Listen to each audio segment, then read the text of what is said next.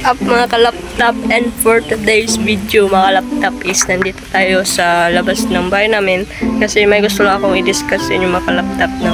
Kasi ngayon mga kalaptop is brown out dito sa amin, as in walang kuryente guys. So alam naman natin na nagamit tayo ng oxygen, ng aerator sa ating mga isda, lalo na doon sa ating glutetra, sa ating molly at saka sa guppies, yung chops, at dito sa koi natin na mas importante talaga sa lahat to kasi kapag matagalan ng aerator ang koi at saka yung goldfish natin, ano talaga sila, yung mahirap sila huminga. So pakita ko sa inyo mga laptop kung ano yung mga yung situation nila ngayon kasi walang aerator. So let's go. Dito talaga mga laptop is wala na talagang bubong dyan, so umulan mga laptop, pero yung sa kanila lang talaga yung merong trapal. Ayan guys, dito lang sila. Ito yung itsura ng goldfish natin. Yan o, yung baba niya is nasa itaas. Yung koi naman natin dito, di na kung makita ay nandyan lang o. Yan, malalaki na yan mga laptop. Yan o. At saka naglilinis sila mga laptop. Yung dumi nila is nandito lang banda dyan. Kasi yung space nila dyan, ayan na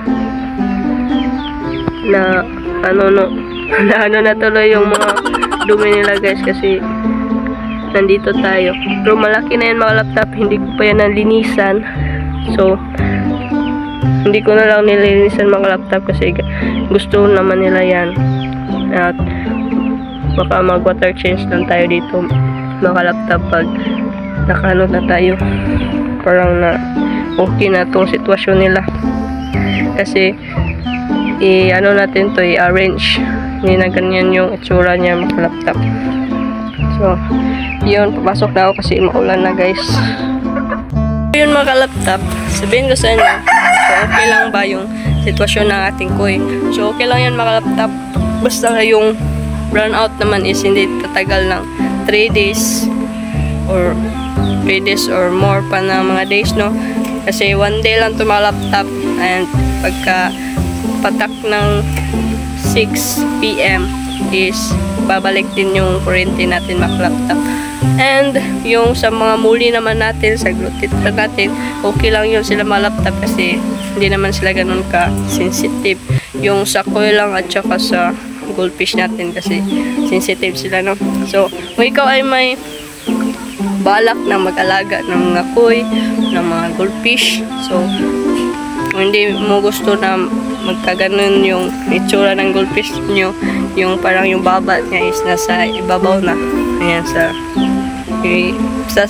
itaas, is magbili ka na lang ng portable na battery na air pump kasi yun is pwede lang yun. Mahal kasi yun mga laptop, hindi pa natin yun afford.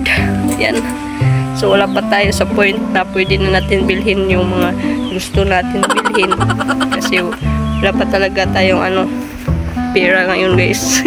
So ngayon naman is okay naman yung situation nila dyan mga laptop. And yung sa muli natin, yung muli talaga is hindi ko alam kung sensitive pa sila kasi first time natin mag-alaga ng muli. So sa tingin ko naman is okay na naman sila doon mga laptop. Kaya kung tatagal pa to mga laptop, mag water change na ako, lalo na dito sa ating goldfish at saka sa koi. So yun, kung sana is may natutunan kayo dito sa ating video na to, no? Quick lang to guys, vlog para sa mga newbie dyan. Ayan. So yun lang, kung ikaw may natutunan sa ating video ngayon, sa ating isda, so huwag mo kalimutan mag-subscribe and i-click yung tiny bell para tayo na-updated sa susunod nating upload. So yun lang, and see you in the next vlog. Bye! Peace out!